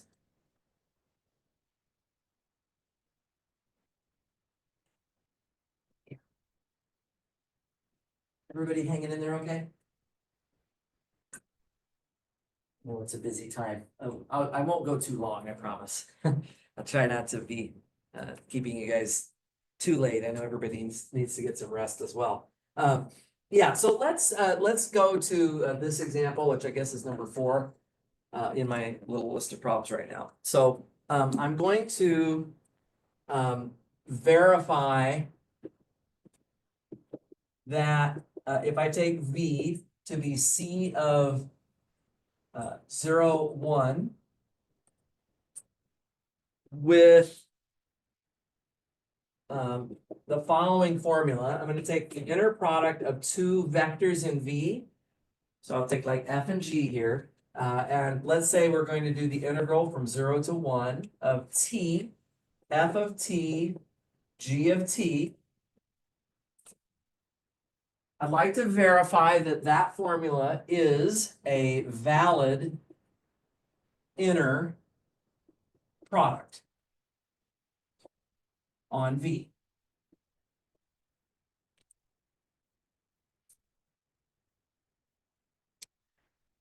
So this goes back to the second exam, back several weeks ago. There's a list of axioms that defines what a inner product is, and so those are the axioms that you have to verify here. I'm going to write them down. There were 4 of them. It might be if I put something like this on the test, I just ask you to check 2 of them, something like that. I might give you a choice. But the axioms would be, the first axiom is that if you take the inner product of a vector with itself, you should always get at least 0. So remember that the inner product of 2 vectors is a number. And that number could be positive or negative, but if you use the same vector twice into your formula, then you must get a number that's not negative. It has to be at least 0. And it's only equal to 0. There's a little add-on here. It's equal to 0 only if the vector is 0, right? So if the vector itself was 0 in that case, right? Okay, so there you have the first axiom. Do you guys kind of remember this? It's been a little while. The second one is that, well, if you take the inner product of V with W, it should equal the inner product of W with V. So we would have that one. This just means you can switch the order of the 2 vectors in your inner product calculation, no problem. The third one is about scalar multiplication. So if I had a scalar, let's say C times V, and we do the inner product of that with W again, then my axiom here is that I can pull the C out. So I can pull that C way out into the front. It's just a number. We can factor it into the front like so. Okay, and then the last one, I'll just write down the 4th one here. This is the one that involves addition. If I have V1 plus V2, we do addition of 2 vectors, and we inner product that with some W here, right? The way this one is going to come out is that you can split this apart, right, into 2 pieces. This is going to be the inner product of V1 with W plus the inner product of V2 with W, like that, okay? So just kind of trying to remind you here about our axioms of an inner product space. So this is coming from 5.1, section 5.1 of the book. Incidentally, just to remind you, in the resources folder for the final, there is a 30-minute video that I have in there. I think it's video B in the list of videos, which is just a crash course overview of the first 5 chapters. Okay, so of the early material, there's no problems solved in those 5 chapters. Or those 30 minutes of that video. I just wanted to kind of spit out the important stuff and just show it to you. So if anybody's feeling like, yeah, I just need to like have somebody give me a reminder about what's in those 5 chapters, you could just do that. It's pretty efficient, just 30 minutes, something to do. So I would be going over this, for example, in that video. What are the axioms of an inner product? Now, in this problem, we are supposed to verify these axioms for this particular, this is given, right? They have to give us this proposed inner product formula. The only situation where you might not be given the inner product formula, what? Do you remember what I said about that? No, I'm thinking of a specific setting in which the inner product formula does not need to be given to you because you're supposed to just sort of know what it is. Anybody know what I'm talking about? I want to say Gram-Schmidt or something. Well, that's the orthonormalization, that's the orthogonalization process, which is definitely in this chapter, it's definitely very important. So if you see a question that says, find an orthogonal basis for, you're gonna use the Gram-Schmidt process. And by the way, I'm gonna give you those Gram-Schmidt formulas, so you really don't need to study that very much. It's pretty easy. The only thing that you have to get right is you just have to know that it is a Gram-Schmidt problem. If it says find an orthogonal basis, and I give you a list of vectors, and I want you to orthogonalize them, you're just using the formulas that are gonna be on your front of your exam. It's totally plug and chug, calculate stuff. You have to use whatever the inner product formula is to be able to do those calculations, but that's really all that's involved there. I don't mean to downplay it too much, but it's not something that's gonna take a huge amount of conceptual focus on your part. But the situation where I would expect you to know what inner product to use, even if I didn't give you the formula like I did here, would be if it's just vectors in Rn. So if my vector space is Rn, what is the inner product that's sort of our go-to? Like, what is the inner product that we would always use if I have n slots and I take if I take two vectors with n slots and I inner product them together, what's sort of the go-to formula for that?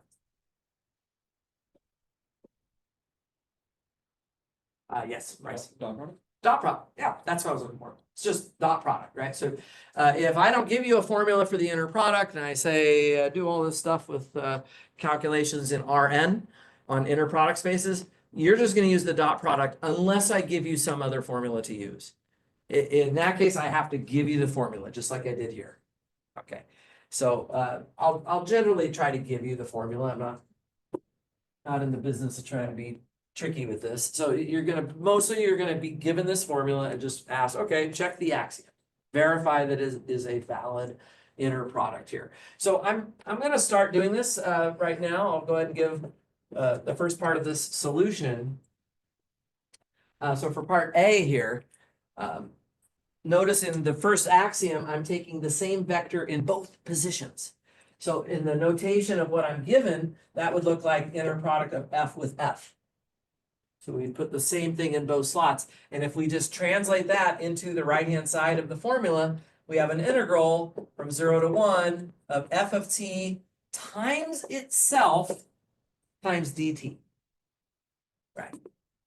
Okay, so that is it. And the question is just, what do we have to convince ourselves? That it's at least 0. Right? And the reason that this is at least 0 is because f of t squared is positive, and it's being multiplied by t. Now t could be negative, but not on this interval it won't, right? On the interval from 0 to 1, the t variable is going to be between 0 and 1, which is positive, right? So we're going to have a positive number times something squared.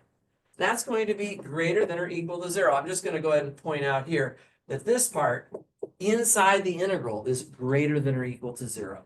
And that's the reason that we can confidently say that that integral will be greater than or equal to 0. And if this f was ever, I'm going to do the part in the parentheses now. The only way this could actually equal 0, guys, would be if f itself was 0. So only if f itself is equal to 0. If f was not 0, then you could square it, which would make it positive. It would get multiplied by t, which would make it positive. And now you have area under this curve that accumulates in the totality of doing this integral from 0 to 1. You get a positive answer. You wouldn't get 0 then. So I'm saying a lot of words that you don't really need to write down. This is perfectly adequate. I'm just trying to make sure people understand what I'm trying to make the case for here. This is the first axiom, which really has 2 parts. Okay. The second axiom is, I think, easier. The inner product of 2 functions, let's say f and g here, we're supposed to see if we can switch the order of the F and the G. Well, let's just plug it in. Plug it in, we have the formula for the inner product of F and G, it's just the integral of T, F of T, G of T. I really should have had a DT on the end of this, by the way, guys. DT there. What do you suggest I do with this?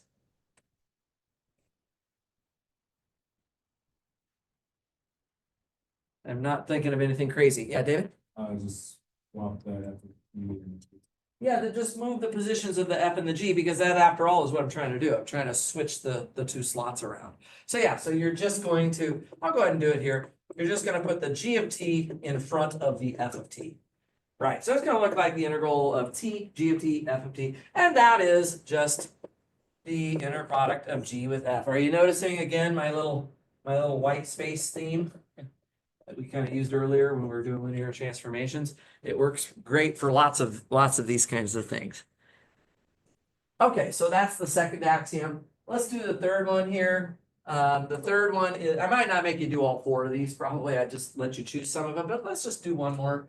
If we took a constant C times F and we do the inner product of that with G. So I'm just reading off kind of what's in the left side right here. And the question is, can I pull that C out, right? So let's just check it out. So what do we have here? This is the integral from 0 to 1 of T times CF of T, G of T, dt. So the F is now being replaced with CF in this case. Right, so then we're gonna have something like that. And what can I do here, do you think? Isaac? Factor what out? Let's see, this is just a constant, right? We all know when we do integrals, constants come out, right? So you can pull the constant C outside. Then you're just integrating from 0 to 1 of T, F of T, G of T, dt. There's no surprise here. Nothing about this should really make us flinch at all. It's pretty much exactly what you'd expect. And the C is now outside. But checks that one off, right? So we're just checking these axioms. Everything seems to be working fine, right? The last one, I guess I'll just do it. I'll do it real quick. So the last one is where we add two functions together. So maybe we have F1 and F2 added together, and we're doing the inner product of that with G. Then, well, in this case, what we have is the integral from 0 to 1 of T times F1 plus F2 of T times G of T dt, like so. And just to be really clear here, this, when I write F1 plus F2 of T, that just means F1 of T plus F2 of T in brackets. So I'm just gonna add brackets around the F1 plus F2 part and turn those into two functions added together. Right, and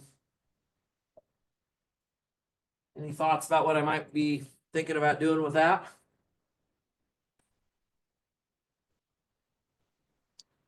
What can you do with integrals with plus signs? Yeah. Yeah, see the plus sign here? We know that when we add integrals, when we add parts of an integral together, we can do them separately, right? So this is the integral from 0 to 1 of T, F1 of T, G of T dt. And we're adding to that the second integral, which is also from 0 to 1 of T times F2 of T, G of T dt. Awesome. And now we got two terms taken apart, and we're going to go ahead and write the first one as the inner product of F1 with G. And we're adding that to the second part, which is the inner product of F2 with G. And again, no real surprises with that. It's just a matter of writing it down as kind of a proof. Okay. So all four axioms are true. And that means that this is a valid inner product. This is probably not the first standard inner product you would ever think of for this vector space. but it's totally legit. By the way, I'm gonna do a second part here real quick. But before I do the second part, I would just like to point out that if I was to, let me make sure Nathan is able to see this too. If I was to change these limits of integration, don't write anything down, just kind of observe this with me for a moment. If I decided to go and integrate some negative part of the t-axis, this wouldn't work anymore. It wouldn't work because of the first axiom. Because if my limits of integration were -1 and 0 like this, then think about your t-value. Your t-value, which is inside of your integral, is somewhere in that range. Right, you're integrating that part of the t-axis. So your t is some negative number being multiplied by something squared, which is of course always positive. So this is a positive number times a negative number. Now you would be integrating a negative number. And you would therefore be getting a negative answer, and this would not work anymore. So all I gotta do to change a problem from yes to no is change my limits of integration on this sort of thing. Yeah, Marco. So will you tell us which axioms we should be using? Because if we decided to do two, like let's say we decided to do B and C, then we wouldn't get that. Right, on the second and third axioms, we wouldn't have had any problem. Everything would have still gone through just fine. So the answer to your question is I'm nice, but I'm not quite that nice. I probably won't make you guess about it. I probably will say, here's a formula that's not valid. Tell me why not. And then you would know that it's not going to work and kind of start looking at this list. It's usually this. I put this one first for a reason. It's because usually if there's a hiccup with this process, it sometimes happens right in that first step. So I probably won't make you figure out, well, is that going to be valid or not? Because that takes too much time and everybody's kind of second guessing themselves too much. So I'll probably just tell you, hey, this is not a valid inner product. Give me an axiom that fails. And I would highly recommend that you start right at the top of the list and work your way down. Okay. Let me do a quick part B on this. I know I'm getting close to the 9 o'clock here, but I just want to give you one little part. I'll just call this follow-up. Going back to the original, sorry, we got to go back to the original limits again. Okay, I changed the problem briefly to just show you that little variation. So going back to the original limits from 0 to 1, what I want to do is find the angle between f of x equals 12x to the 5th. I'm sorry, 12x squared. Sorry, that's supposed to be 12x squared. And g of x, which is going to equal 2x.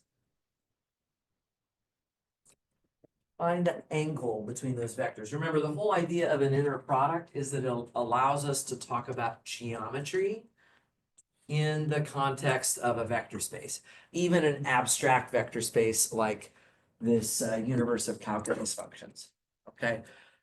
So does anybody remember what I'm getting at here, what this is dealing with?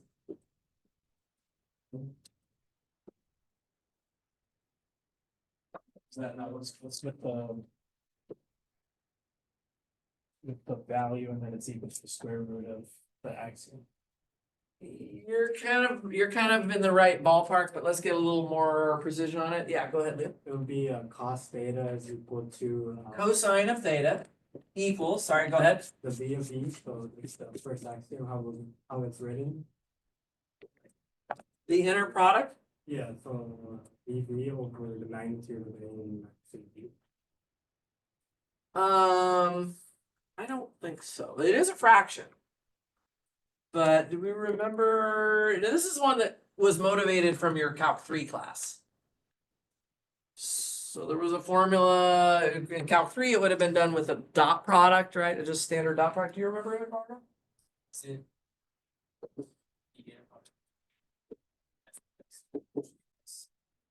Okay.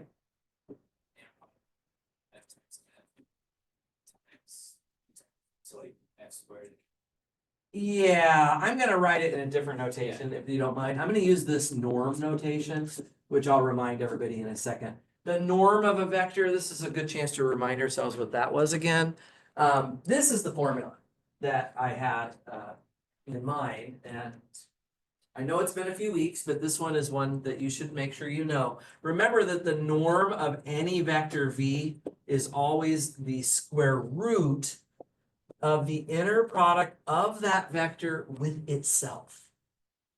Okay, so there really is a square root in the denominators of these cosine formulas, but it's kind of hiding inside this norm. Okay, so this is it. This is what we have to calculate. Of course, I'm not going to be asking you, without a calculator, you're not going to be able to do theta because you'd need the arc cosine function. But as long as you just write, cosine of theta equals whatever, that's good enough for me. Let's look at the numerator. The numerator is the inner product of these two functions here. That would be an integral from 0 to 1 of t times f of t, which is 12t squared, times g of t, which is 2t. All of that, okay? Come back in a minute and simplify that. And then in the denominator, I have the norm of f. Now that's the square root of the inner product of f with f, right? The inner product of f with f. I've kind of got it right here, don't I? It's an integral from 0 to 1. Inner product of f with f is going to have a t times f of x squared. So that's 12t squared squared inside that integral. So sorry, it's a little bit crammed in here. This is a square root that goes over the whole thing. And then the norm of g is also a square root. This one's going to have the square root of the integral from 0 to 1 of t times g of x times g of x. So that would be 2t times 2t, or in other words, 2t squared. Okay, so you would have to be calculating all of those things. And all of those are just integrals that you can do. So I'm thinking maybe of letting you guys crank that out. Let me put it right here, guys. It's a fraction. On top, that integral on top is 24 over 5. You can check it. Just check the integral. And in the denominator, we have a square root of 24 on that norm of f part. And on the norm of g part, we have just a square root of 1, actually. That's right. Yeah, that's exactly right. So this just comes out to be the square root of 24 divided by 5, if you want to clean it up a little bit. And now you've got yourself an answer. That's the cosine of that angle.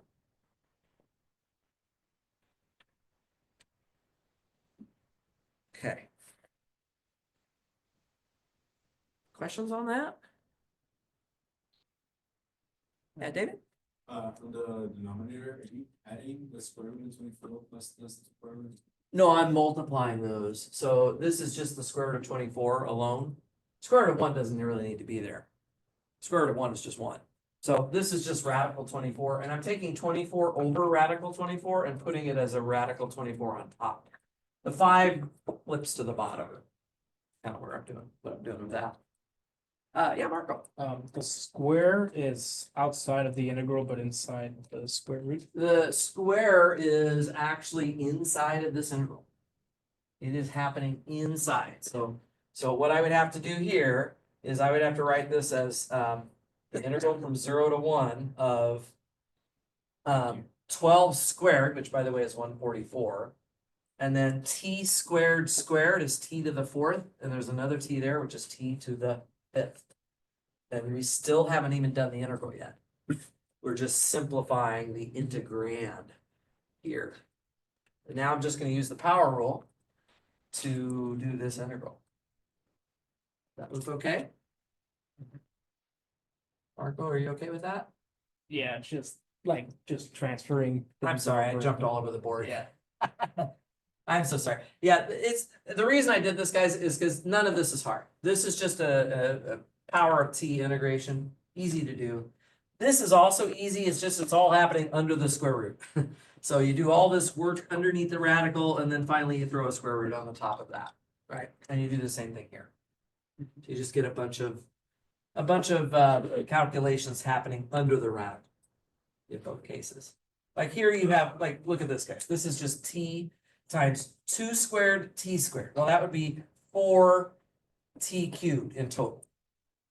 When I integrate 4T cubed, I get T to the 4th. Evaluated from 0 to 1 gives me 1. And so that's why we get the square root of 1 for that term. Taylor? And then we use this with the inverse cosine to get the exact. Yeah, I angle. probably would be fine with just if you wrote cosine of theta equals this, I'd probably be totally Just good with that. Making sure what Yeah, the. yeah, if absolutely. We did fully. Without a calculator, you're not gonna get the answer. Yeah, you're right. Okay, Yeah. yeah. So there wouldn't be any reason to go any further. So I'm going to try to kind of bring this to a close because I want to go down for my office hours. I want to just reflect for a minute though about where maybe some review hasn't happened yet that would be good. Tonight I did not review the I did not, other than the non-homogeneous linear systems that I started with today, I did not go back and review the stuff in chapter 9 very much. I didn't talk about the Floy method or the defective, the super defective versus the mixed eigenvalue defective. On the midterm, I asked you a mixed eigenvalue problem. So I haven't had a chance to ask you about a super defective one yet. Doesn't mean I'm gonna do that. Maybe I'll decide the mixed eigenvalue problem didn't go very well. I need to ask you that again. I don't know, but you should expect something like that. You should probably expect the Floy technique to be asked about again as well. I didn't do anything tonight at all on chapter 8. Annihilators, variation of parameters. For the most part, people are doing pretty well with that chapter, even in the midterm last week. So I decided, since it's pretty fresh, that I wasn't gonna harp on that one too much. In last night's review, I did do some sort of theoretical stuff with eigenvalues and eigenvectors. So tonight, again, I didn't really do much on eigenvalues and eigenvectors. That's again, because it's pretty recent.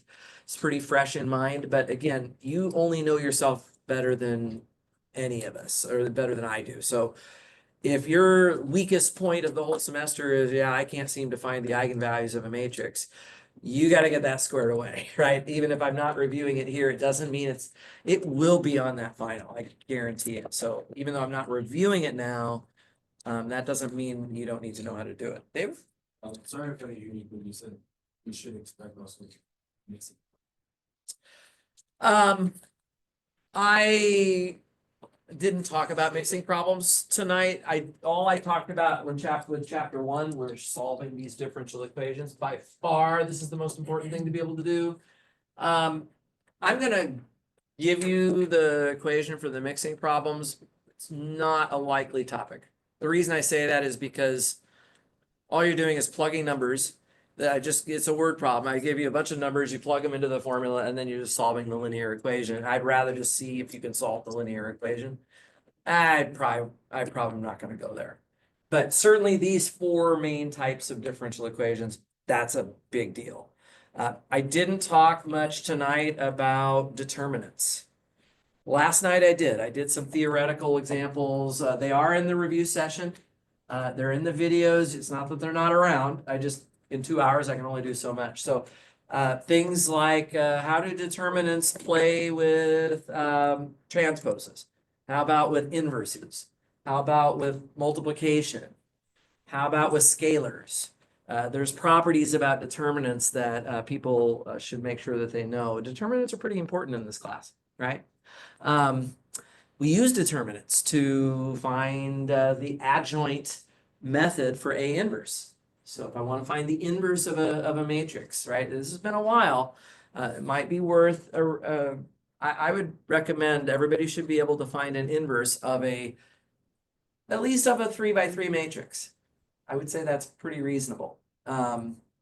Maybe even, I've done those problems with 4x4s where I've said things like, find the 1-2 entry of A inverse for a 4x4 matrix, right? So if you go back, actually, what I would really recommend, guys, I would recommend that you do go back to each of the midterms.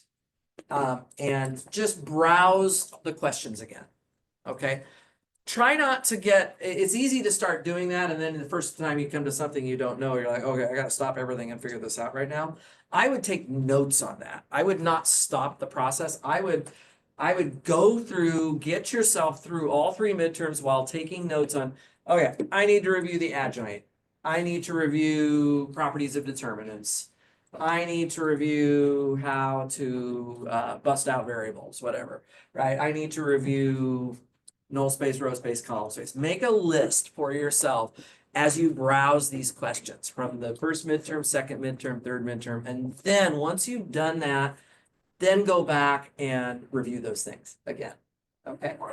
We've done I've done my very best in 2 hours to cover like big topics, big picture items, but I can't in full honesty say that, oh yeah, I've covered everything that's gonna be on the test.